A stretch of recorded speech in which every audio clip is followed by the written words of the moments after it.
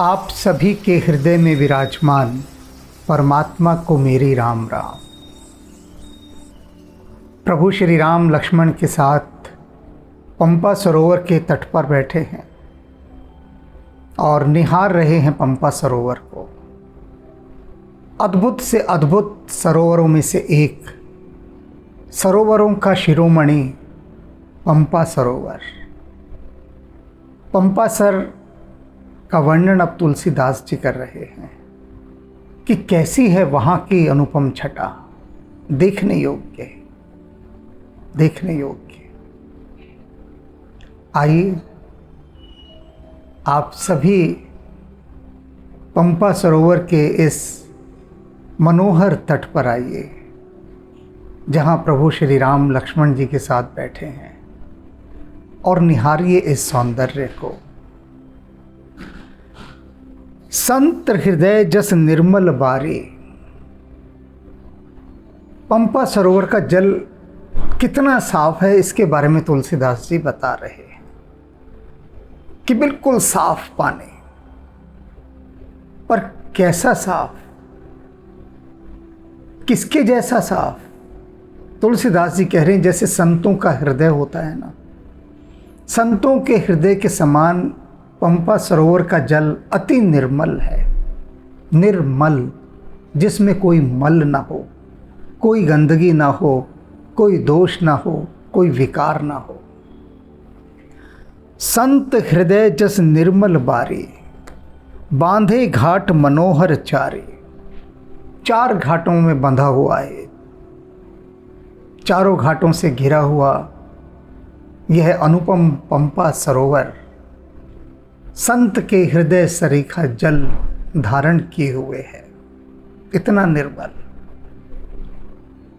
यहाँ हम कितने कितने प्रकार के फिल्टर लगा लगा कर पानी पीते हैं, न जाने कौन कौन से आरओ, एक्वागार्ड, किंतु प्रकृति ऐसा छान कर पानी देती है, ऐसा छान कर। और न केवल छान कर, उसमें खनिज भी बहुत मिले होते हैं, मिनरल्स। तो यह बात तो वही जान सकता है जो पर्वतों पर और जंगलों में घूमा हो। जहाँ तहाँ पियई विविध मृग नीरा, और कह रहे हैं जिधर जहाँ तहाँ से आकर पशु वहाँ पर जल पी रहे हैं। भीड़ लगी है पशुओं की, और कैसा लग रहा है। जन उदार गृह जाचक भीरा, जैसे किसी बहुत ही उदार और दयालु पुरुष के घर के बाहर याचकों की भीड़ लगी हो। किसी ने अपने घर के बाहर भंडारा रखा हो, भोजन खिला रहा हो, जल पिला रहा हो, तो कैसी भीड़ उमड़ घुमड़ कर आती, आपने देखा होगा ना। लोग सड़कों पर भंडारे करते हैं, कितनी भीड़ उमड़ कर आ जाती है। तो ऐसे ही इस पंपा सरोवर के चारों घाटों के ऊपर न जाने कितने प्रकार के पशुओं की भीड़ इकट्ठी हो गई है। पुरजन सघन ओट जल बेगी, न पाई मर्म, छाया छत्र न देखिए जैसे निर्गुण ब्रह्म। अब कहते हैं पुरैना जो है, यानी कमल के जो पत्ते हैं, कमल के पत्तों ने पंपा सरोवर के जल को ऐसा ढका हुआ है कि जल दिखाई नहीं देता। उसका मर्म, उसकी गहराई कोई जान ही नहीं पाता कि इन पत्तों के नीचे जल भी है। पुरैन सघन ओट, उनकी जो घनी ओट है, जल बेग न पाई मर्म, कोई जल्दी उसका मर्म नहीं पा पाता था, भेद नहीं कि यहाँ पानी भी है।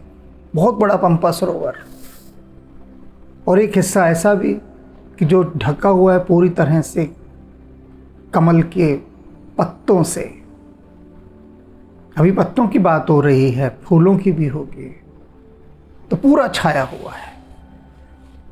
आपको दिखाएंगे कि किस तरह से जो कमल का वन है सरोवर के ऊपर ऐसे छा जाता है कि सरोवर दिखता ही नहीं, पता ही नहीं लगता कि यहाँ सरोवर है भी या नहीं है। लगता है ज़मीन के ऊपर फूल खिले हैं, ऐसा लगता है। और कैसा लग रहा है? जब इस पूरे जल को इन कमल के पत्तों ने ढक दिया है, सघन पत्तों ने ढक दिया है, तो उसको देखकर तुलसीदास जी कह रहे हैं ऐसा लग रहा है माया छत्र न देखिए जैसे निर्गुण ब्रह्म, कि जैसे माया से ढके होने के कारण उस निर्गुण ब्रह्म को ये जीवात्मा नहीं देख पाते। कितना सुंदर साम्य स्थापित किया है, कितना सुंदर। ब्रह्म है लेकिन माया के कारण, माया ने जो ढक दिया है, आवृत कर दिया है, उस अवगुंठन के कारण, उस घूंघट के कारण वह ब्रह्म को देख नहीं पाते। बिल्कुल ऐसे ही इन सघन पत्तों के कारण पंपा सरोवर का जल दिखाई नहीं दे रहा। सुखी मीन सब एक रस अति अगाध जल माही।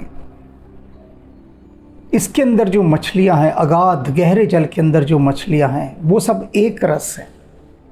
एक रस सुखी होना। एक रस सुखी होने का मतलब होता है कि आपके सुख का जो स्केल है, जो ग्राफ है, न कभी बढ़ता है ना कभी घटता है, एक जैसा रहता है। जैसे सागर का जल सदा एक समान। हजारों नदियां गिर रही हैं लेकिन फिर भी उसका जल बढ़ता नहीं है, सागर का उतना ही रहता है जितना है। तो कह रहे हैं एक रस रहती हैं मछलियां, सुखी मीन सब एक रस। कैसे? जथा धर्मशीलन के दिन सुख संजुत जाहे। जैसे जो धर्मपरायण पुरुष होते हैं, धर्मशील धार्मिक व्यक्ति, धार्मिक व्यक्तियों का सारा जीवन एक रस सुख में बीतता है, एक रस सुख, वे सदा सुखी रहते हैं। इसी प्रकार पंपा सरोवर की ये मछलियां इस अगाध जल में एक रस सुख का अनुभव कर रही हैं। बिकसे सरसिज नाना रंगा। बहुत प्रकार के रंगों के कमल खिले हुए। एक रंग का कमल ही होश उड़ा देता है। ऐसा कातिलाना उसका अंदाज होता है, खूबसूरती होती है, कातिलाना खूबसूरती एक कमल की है, एक रंग की है। और जब बहुरंगी कमल खिले हों तब तो आप सोच नहीं सकते। यही तो कामदेव है कि कामदेव इतने इतने रंगों से, इतने इतने रंगों से हमलावर होता है। मधुर मुखुर गुंजत बहुभृंगा। और उन कमलों के ऊपर बहुत सारे भंवरे, बहुत सारे भंवरे झुंड के झुंड वो मधुर गुंजार कर रहे हैं। अभी ये सब बातें जो बताई जा रही हैं, तुलसीदास जी बता रहे हैं, आप सुन रहे हैं, मैं कह रहा हूँ, ये सब हवाई बातें हैं। अभी हवाई बातें माने हवा में, क्योंकि इसका एक्सपीरियंस, इसका अनुभव नहीं है बिल्कुल भी। कैसे हो सकता है? क्योंकि इस अनुभव को लेने के लिए तो उन घने जंगलों में जाना होगा जहाँ कमल दल होते हैं, कमल के वन होते हैं। जैसे आम का जंगल होता है, केले का जंगल होता है, खजूर का जंगल होता है, बबूल का, ऐसे ही कमल वन भी होते हैं कि झील के ऊपर, सरोवर के ऊपर दूर दूर तक कमल खिले होते हैं। और उनके ऊपर जब भंवरे गुंजार करते हैं तो उनका जो संगीत उत्पन्न होता है, अब मैं कैसे समझाऊं? मैं सिर्फ शब्द ही तो बोल सकता हूं ना, वह बिंब कैसे ला सकता हूं? मैं नहीं ला सकता। हालांकि मैंने देखे हैं ये सब बिंब देखे हैं, और तभी मैं इनको जब सुनता हूं, जब पढ़ता हूं, तो वही दृश्य सामने आ जाता है, उसकी खुशबू तक महसूस करता हूं। ये सत्य है। यदि आप अपनी संवेदनशीलता को, सेंसिटिविटी को, रिसेप्टिविटी को इतना अधिक बढ़ा लें, इतना अधिक बढ़ा लें कि ऐसे रिसीवर हो जाएं कि जिस जगह आप गए हों उस जगह की आप सुगंध भी अनुभव कर सकते हैं, वहाँ की हवाएं, सब कुछ अनुभव कर सकते हैं उस जगह का। आप वैसी ठंडी हवाएं अनुभव करेंगे जंगल की, वैसी ही खुशबू जो जब आ रही होगी वो सब प्रकट हो जाएगी, क्योंकि आपकी रिसेप्टिविटी बहुत बड़ी है, संवेदनशीलता बहुत बड़ी है। तो ये बड़ी होने के लिए भी आपको उन दृश्यों को तो देखना ही पड़ेगा ना, तभी बात बनेगी। बोलत जल कुक्कुट कलहंसा, और उस मानसरोवर में जलमुर्ग यानी जल के मुर्गे और राजहंस वो सब वहाँ पर विचर रहे हैं। प्रभु बिलोक जनु करत प्रशंसा, और वो जो बोल रहे हैं जलमुर्ग और राजहंस अपने अपने स्वर में जो गा रहे हैं, तुलसीदास जी कह रहे हैं, जानते वो क्या कर रहे हैं? वे प्रभु राम और लक्ष्मण जी की प्रशंसा कर रहे हैं। प्रभु बिलोक जनु करत प्रशंसा, देख रहे हैं प्रभु की ओर, और उनको देख देख कर जैसे उनकी प्रशंसा कर रहे हों ऐसा लग रहा है। चक्र बाक बक खग समुदाय, देखत बनई बरन नहीं जाए। जो चक्रवाक हैं और बगलू हैं, उनके झुंड के झुंड हैं, इन बगुलों के और चक्रवाक के, श्वेत पक्षी होते हैं, झुंड के झुंड। और इन झुंड के झुंड पक्षियों को देखने के बाद तुलसीदास जी कहते हैं इनकी शोभा का वर्णन नहीं किया जा सकता, अद्वितीय शोभा होती है। सुंदर खगगन गिरा सुहाई, ये जो पक्षी हैं इनके जो समूह है, झुंड के झुंड, उनकी जो गिरा है, जो वाणी है सुहाई, बहुत सुहावनी लग रही है। इतनी सुहावनी लग रही है कि जात पथिक जन लेत बुलाए, कि जाते हुए पथिक का, यात्री का ध्यान अपनी ओर आकर्षित कर लेती है और उनको अपनी ओर बुला लेती है। उनको बुला रही है यात्रियों को, जाते हुए पथिकों को, और बरबस वे खिंचे चले आते हैं। ऐसा गुंजार है इनका, ऐसा कलरव है इन पक्षियों का। ये सब भंवरे पक्षी ये सब मिलकर जाते हुए पथिक को बुला लेते हैं अपने पास कि आओ 2 घड़ी बैठो, 2 घड़ी विश्राम करो, फिर चले जाना। और पथिक विवश होकर खिंचा चला आता है और बैठ जाता है।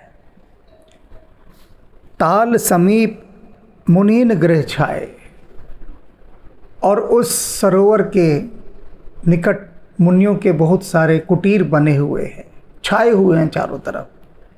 चहुदिस कानन बिटप सुहाए, और उसके चारों ओर मुनियों के कुटीर हैं, मुनियों के कुटीर के चारों तरफ वृक्ष ही वृक्ष हैं, घने वृक्ष। कैसे लग रहे हैं? बस उन वृक्षों से घिरे हुए कुटीर के बीच में रहना, ये सब इतना रूहानी होता है कि जो कंक्रीट के घर हैं ये सब बहुत नीरस जान पड़ते हैं तब जब आप कुटिया में सोते हैं, कुटिया में विश्राम करते हैं। कौन कौन से वन हैं? चंपक बकुल कदम्ब तमाला, चंपा का, मौलसिरी का, कदम का, तमाल का, पाटल का, पनस कटहल का, परास ढाक और आम का, तथा और बहुत सारे। इतने प्रकार के वृक्षों से ऋषि मुनियों के जो कुटीर हैं वो घिरे हुए हैं। ये प्राकृतिक एयर कंडीशन होते हैं वृक्ष, चारों तरफ पेड़ ही पेड़ हों और उसके नीचे कुटिया हो, ना गर्मी में गर्मी लगे ना सर्दी में सर्दी लगे, और बरसात में भी वर्षा का जल कम आएगा, और ऑक्सीजन बेहिसाब। तो ये प्राकृतिक परिवेश की महिमा है। नव पल्लव कुसमित तर नाना, बहुत सारे वृक्ष ऐसे थे जिनमें नए नए पल्लव निकल रहे हैं, पत्ते निकल रहे हैं। और कुसुमित फूलों से लदे हुए हैं। चंचरीक पटली कर नाना, भंवरों के झुंड आ रहे हैं, उन फूलों पर मंडला रहे हैं। रास चल रहा है, प्रभु का रास, प्रकृति का रास। कैसा मदमाती परिवेश, ये सारी कामदेव की सेना है। शीतल मंद सुगंध सुभाव, संतत बही मनोहर बाऊ। मन को हरने वाली, स्वभाव से ही शीतल मंद और सुगंधित पवन वहाँ पर गतिमान है। कुहू कुहू कोकिल धुन करहीं, और जो कोयल है इस शीतल मंद सुगंधित बयार के बीच चारों ओर आम के, कटहल के, मौली सिर के, कदम के, चंपा के और सुगंधित पुष्पों से लदे हुए वृक्षों पर बैठी हुई कोयल कुहू कुहू गा रही है। कभी सुना है कोयल को गीत गाते? नहीं सुना ना, क्योंकि कोई स्टेज प्रोग्राम कोयल का हुआ ही नहीं, कोई उसके बैनर पोस्टर गली मोहल्ले की दीवारों पर चिपके ही नहीं। तो कोयल का लाइव कंसर्ट कौन करेगा? कोई भी तो नहीं। कागा का तो बहुत देखा होगा आपने, कौवों को तो, क्योंकि कौवे तो डाल डाल पर बैठे हैं, शाख शाख पर कौवा बैठा है, तो कौवों को तो काँव काँव करते सभी ने सुना होगा। जिस मर्जी से पूछ लो कि कौवा देखा है काँव काँव करता, तो वो कहेगा देखा है, रोज़ देखते हैं, हर वक्त देखते हैं। और पूछो कोयल, तो सिर खुजाएगा आदमी, कहेगा कोयल ये होती कैसी है, पहले तो यह बताइए। देखेंगे तो बाद में, सुनेंगे तो बाद में, पहले बताइए। कोयल की विशेषता है, और ये विशेषता आपको स्वयं अभी पता लग जाएगी। जो मैंने आपसे कहा कि क्या आपने कभी कोयल को गाते देखा है? अधिकांश कहेंगे नहीं, कभी नहीं देखा, कभी भी नहीं देखा। कुछ तो कहेंगे सुना भी नहीं। क्यों? क्योंकि जो वास्तव में प्रतिभावान लोग होते हैं वे बहुत छिप कर रहते हैं, गा जाते हैं, काम कर जाते हैं, पता ही नहीं लगता दुनिया को कि कौन गा गया, कौन काम कर गया। ऐसे संकोची स्वभाव के, शर्मीले स्वभाव के, वास्तव में प्रतिभाशाली लोग ऐसे ही होते हैं, और कोयल भी उनमें से एक है। तो पहले मैं आपको कोयल को गाते हुए सुनवा दूं। आपके लिए विशेष रूप से कोयल को न्योता दिया है कि कोयल रानी आ जाओ। ये बैठे हैं बहुत से दर्शक, इन्होंने कभी नहीं देखा तुम्हें गाते हुए, अपना जलवा दिखा जाओ। तो आइए पहले कोयल को सुनते हैं, फिर आगे बात करते हैं।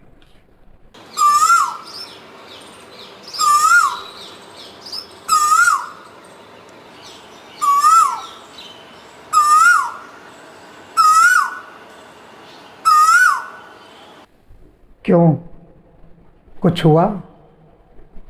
कोयल का सुमधुर गान सुनकर हृदय में कुछ हुआ?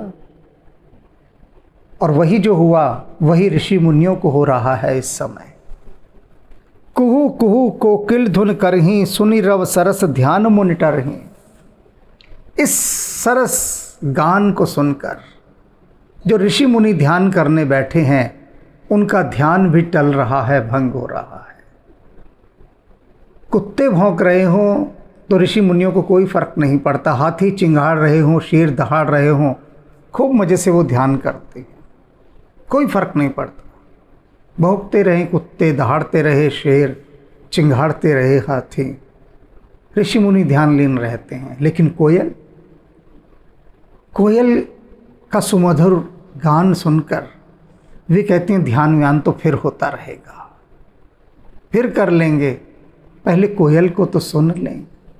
सुन रहो, सुनकर रहो माने स्वर कोयल का सरस जो कैसा है, बड़ा रसपूर्ण है। ध्यान मुनि टरहीं, मुनि लोग अपना ध्यान टाल देते। छोड़ो, कौन करे ध्यान, एक कोयल रानी गा रही है, स्वर को किला सुने से तो ऋषि मुनियों का भी ध्यान हट जाता है। फल भारन नम बिटप सब रहे भूमि नियराई। और जो वृक्ष हैं फलों से लदे हुए हैं, इतने लदे हुए हैं कि भूमि के पास आ गए हैं, जमीन को छूने के लिए नीचे झुक गए हैं। संस्कृत का श्लोक है सुभाषितानी में, नमन्ति फलिनो वृक्षः नमन्ति गुणिनो जना। यह उसका अनुवाद है अवधि में, नमन्ति फलिनो वृक्षः। ऋषि कहता है कि फलों से लदे हुए वृक्ष सदा झुके ही होते हैं। नमन्ति गुणिनो जना। और इसी प्रकार से जो गुणवान व्यक्ति होते हैं वे भी अपने गुण रूपी फलों के कारण सदा झुके रहते हैं, अर्थात विनम्र रहते हैं। जिसमें जितने अधिक गुण के फल होंगे वह फलदार वृक्ष के समान वह पुरुष सदा विनम्रता से झुका ही रहेगा।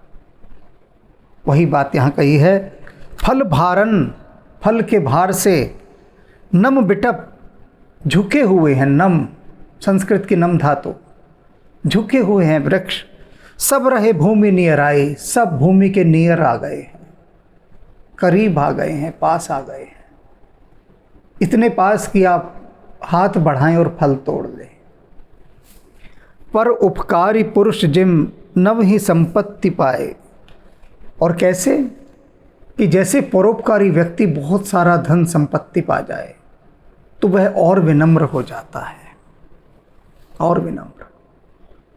ये विशेषता होती है कि यदि उदार व्यक्ति, परोपकारी व्यक्ति, अच्छा व्यक्ति, बहुत पैसा आ जाए उसके पास तो वह और विनम्र और गुणवान हो जाता है और झुक जाता है, क्योंकि वो पैसा उसके लिए फलों से लदे हुए वृक्ष के समान होता है। वह वृक्ष है और वो पैसा जैसे फल लग गए हों, विनम्रता से झुक जाता है।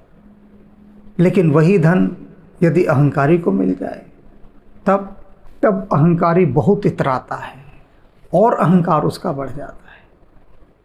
किंतु गुणवान लोग सदा विनम्रता से झुके रहते हैं। देख राम अति रुचिर तलावा। इससे पहले एक बात कहना चाहूँगा ऊपर वाली पंक्तियों से कि ये कहे ना कि फल भारन में बिटप सब रहे भूमि नियराई, कि फलों से लदा हुआ वृक्ष सदा झुका रहता है। उसी प्रकार जो परोपकारी और उदार लोग होते हैं उनके पास अगर बहुत पैसा आ जाए या वो बहुत पैसे वाले हों तो वो विनम्र रहते हैं। मेरे एक मित्र बता रहे थे, संगीतकार हैं, कहते हमारा एक कार्यक्रम किसी राजघराने में हुआ तो उस राजघराने की जो रानी साहिबा थीं उन्होंने भोजन का प्रबंध किया था सब कलाकारों के लिए। तो हम सब कलाकार बैठे पंगत में भोजन करने के लिए। तो रानी साहिबा आई और उन्होंने अपने हाथ से भोजन परोसा। तो वो कलाकार कह रहे कि हम तो देखकर हैरान रह गए कि उनके पास इतने नौकर चाकर वो खिलाते, लेकिन नहीं। तो कहते रानी साहिबा जब हमारे पास आई हमें अन्न परोसने, भोजन परोसने, तो हमने हाथ जोड़कर कहा कि रानी साहिबा आपने ये कष्ट क्यों उठाया। तो वे कहने लगी ये हमारे संस्कार हैं कि सरस्वती पुत्रों को, अतिथि को अपने हाथ से ही भोजन कराना चाहिए। तो ये संस्कार कितनों में होते हैं, कितनों में। तो वो संगीतकार महोदय कहने लगे कि आज तक जब भी हम याद करते हैं इस दृश्य को तो हमारे दिल से रानी साहिबा के लिए दुआएं ही निकलती हैं, हर वक्त दुआएं निकलती हैं। तो ये फलों से लदा हुआ वृक्ष होता है। देख राम अति रुचिर तलावा, मज्जन कीन परम सुख पावा।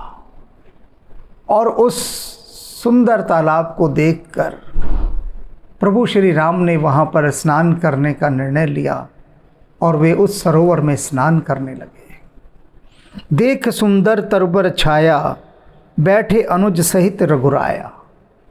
और स्नान करके आके फिर वहाँ पर एक वृक्ष के नीचे अपने छोटे भाई लक्ष्मण के साथ सुखपूर्वक बैठ गए।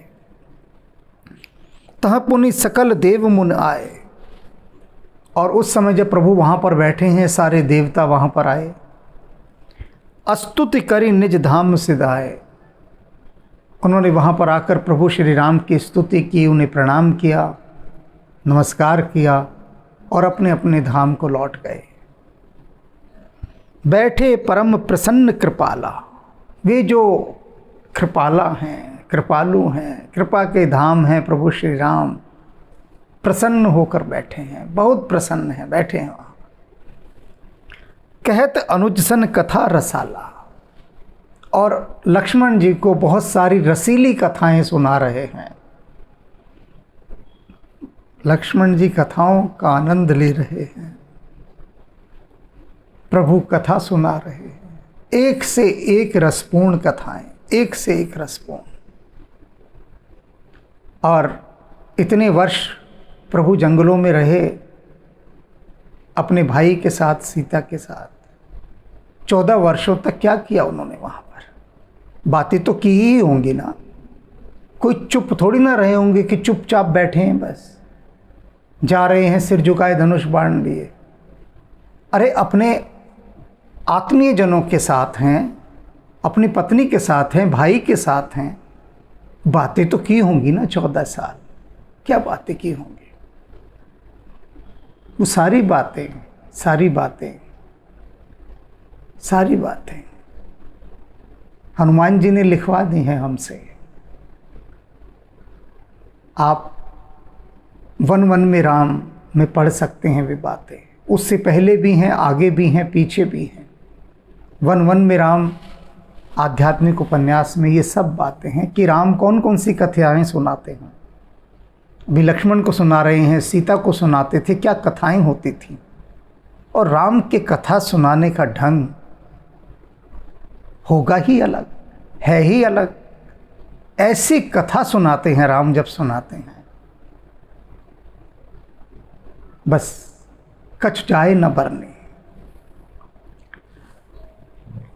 बिरहवंत भगवंत ही देख, नारद मन भा सोच विशेषे। अब सभी देवी देवता आकर नमस्कार करके चले गए। अब नारद जी भी आए हैं, अकेले आए हैं, देख रहे हैं बिरहवंत भगवंत, विरह में प्रभु किस तरह से दुखी हैं। पत्नी के विरह में प्रभु को दुखी देख रहे हैं। नारद मन भा सोच विशेष। और नारद जी प्रभु की यह दशा देखकर अपने मन में बहुत दुखी हो गए हैं, चिंतित हो गए। चिंतित और दुखी तो होना ही था उनको। उन्हीं के कारण से तो प्रभु ये दुख भोग रहे हैं, उन्हीं के कारण से। वे ही जिम्मेदार हैं इसके, प्रभु के इस तरह से दुखी होने के। और वे समझ रहे हैं इस बात को। मोर साप कर अंगीकारा। नारद अपने मन में दुखी हो रहे हैं सोच सोच कर कि मैंने देखो अपने ही प्रभु को शाप दे दिया था कि जिस तरह से मैं स्त्री के वियोग में दुखी हो रहा हूँ। नारद जी को एक स्त्री चाहिए थी, सुंदर स्त्री, पत्नी बनाने के लिए। कामदेव ने उनके ऊपर आक्रमण कर दिया था और नारद मुनि पर प्रभावी हो गया, वो माया ने घेर लिया। तो वे जो सदा ब्रह्म में लीन रहने वाले नारद जी थे, उनको भी सुंदर पत्नी की आवश्यकता अनुभव हुई और वे तड़प गए उसके लिए। और प्रभु से उनका रूप मांगा। हरि ने अपना रूप दे दिया, हरि बंदर को भी कहते हैं। तो कथा कहती है आगे कि कि नारद जी को वह सुंदर पत्नी नहीं मिली। तब दुखी होकर उन्होंने भगवान विष्णु को शाप दिया था कि जिस तरह से मैं स्त्री के लिए तड़प रहा हूँ, आप भी तड़पेंगे। प्रभु ने कहा ठीक है, हम स्वीकार करते हैं। और फिर नारद ने अपना सिर ठोका कि हाय, ये मैंने क्या कर दिया। अपने भक्त की लाज रखने के लिए नर रूप धारण किया, पत्नी के विरह में वही दुख भोग रहे हैं और नारद देख रहे हैं और देखकर बहुत दुखी हो रहे हैं। सहत राम नाना दुख भारा, और क्या कह रहे हैं कि देखो राम कितने नाना प्रकार के भारी भारी दुख सह रहे हैं। क्यों? सिर्फ मेरे शाप को साकार करने के लिए, कि मेरे भक्त की बात झूठी ना हो जाए, वह सच्ची रहे, उसके लिए स्वयं कितना दुख सह रहे हैं। ऐसे प्रभु ही बिलोक हो जाई, पुनि न बनही अवसर आई। कहते हैं ऐसे भक्त वत्सल प्रभु का, जो भक्तों का इतना मान रखते हैं, यदि मैं इस समय भी जाकर उनको नमस्कार नहीं करूंगा तो धिक्कार है मेरे ऊपर। ये तो ऐसा अवसर है कि मुझे इसका लाभ उठाना ही चाहिए। और नारद मुनि प्रभु श्री राम के दर्शनार्थ जाते हैं उनके पास। यह विचार नारद कर बीना, गए जहाँ प्रभु सुख आसीना। यह विचार करके नारद जी अपने हाथ में उस वीणा को लिए हुए उस स्थान पर पहुँच गए जहाँ प्रभु सुखपूर्वक आसीन हैं और लक्ष्मण जी को रसीली कथाएं सुना रहे हैं। गावत राम चरित मृदबानी। वहाँ पहुंचकर नारद जी प्रभु श्री राम का चरित्र अपनी मधुर वाणी में गाने लगे। प्रेम सहित बहुभांत बखाने, और ऐसे नहीं गा रहे, प्रेम सहित बहुभांत बखाने, बहुत प्रकार से उसका बखान कर रहे हैं, बहुत प्रकार से बखान कर रहे हैं। करत दंडवत लिए उठाई, राखे बहुत बार उर लाई। दंडवत करने के लिए झुक गए प्रभु को, दंडवत प्रणाम करने के लिए, और प्रभु ने वहीं से उठा लिया। पूरा दंडवत प्रणाम करने ही नहीं दिया, पहले ही उठा लिया प्रभु ने और हृदय से लगा लिया नारद जी को, और बहुत देर तक हृदय से लगाए रखा।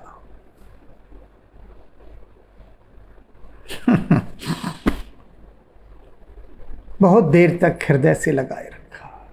क्यों लगाए रखा बहुत देर तक? बता सकते हैं? अरे गले लगा लिया, बात खत्म, में हटा के दूर खड़े करते, हाँ भाई बोलो कैसे आना हुआ। लेकिन नहीं, हृदय से लगाए रखा। मैं बताता हूं क्यों। अंतर्यामी प्रभु सब जानते हैं कि नारद इस समय कितने शोकाकुल हैं, दुखी हो गए हैं ये देख कर कि मेरे कारण से प्रभु को कितना दुख उठाना पड़ रहा है। तो उनके उस दुख का शमन करने के लिए, उन्हें सुकून देने के लिए, उनके दिल को करार आ जाए, चैन आ जाए, इसलिए हृदय से लगा कर रख लिया कि तृप्त हो लेंगे। और जिसे प्रभु हृदय से बहुत देर तक लगा कर रख लें,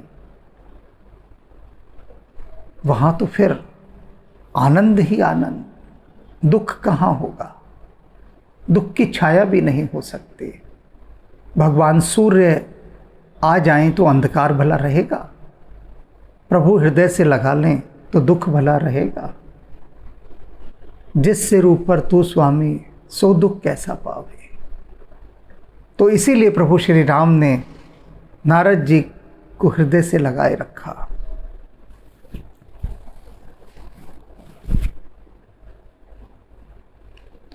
स्वागत पूछ निकट बैठारे, और फिर उनको हृदय से अलग किया, सामने देखा, उनकी आंखों में आंखें डालकर उनके कंधों पर अपने दोनों हाथ रखे और पूछा नारद जी ठीक तो हैं? नारद क्या जवाब दे? ठीक तो होंगे ही, अब तो ठीक होंगे ही, पहले तो ठीक नहीं थे।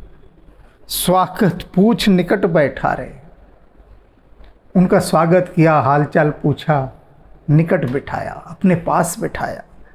लक्ष्मण सादर चरण पखारे, लक्ष्मण जी तत्काल दौड़ के जल ले आए और नारद मुनि के चरण पखार रहे हैं, पैर धो रहे हैं, चरण धो रहे। नाना विध विनती कर प्रभु प्रसन्न जिए जान। नारद जी ने भगवान श्री राम की बहुत प्रकार से विनती की, बहुत प्रकार से, और ये जाना कि इस समय प्रभु बहुत प्रसन्न हैं, प्रसन्न बैठे हैं। नारद बोले बचन तब जोर सर रूहपान, और तब नारद जी अपने कर कमलों को जोड़कर, हाथ जोड़कर, कमल जैसे उनके हाथ हैं, और उन हाथों को जोड़कर प्रभु श्री राम से एक विनती करते हैं। क्या विनती करेंगे अब नारद जी? सोचने वाली बात है। सोचते रहिए, हाथ कुछ नहीं लगना तो सोचना बंद कर दीजिए। जब कल विनती करेंगे ना, तब सुन लेंगे। अभी क्यों परेशान होना? अभी तो यही आनंद लेते हैं ना कि प्रभु कितनी देर तक नारद जी को अपने हृदय से लगाए रखे, कितनी देर तक। भक्तों के प्रति कितना प्रेम कि भक्त ने अगर शाप भी दिया तो शाप भी सिर माथे स्वीकार कर लिया। और ऐसा केवल प्रभु ही कर सकते हैं, केवल प्रभु। क्योंकि हम तो केवल उन्हीं चीज़ों को स्वीकार करते हैं जिनमें मुनाफा होता है, फ़ायदा हो, प्रॉफिट हो। बाकी चीज़ों को हम स्वीकार नहीं करते, और इसीलिए जीवात्मा हैं हम। शेषकल। रघुपति राघव राजा राम, पतित पावन सीताराम। रघुपति राघव राजा राम, पतित पावन सीताराम। सीताराम सीताराम बज प्यारे तो सीताराम।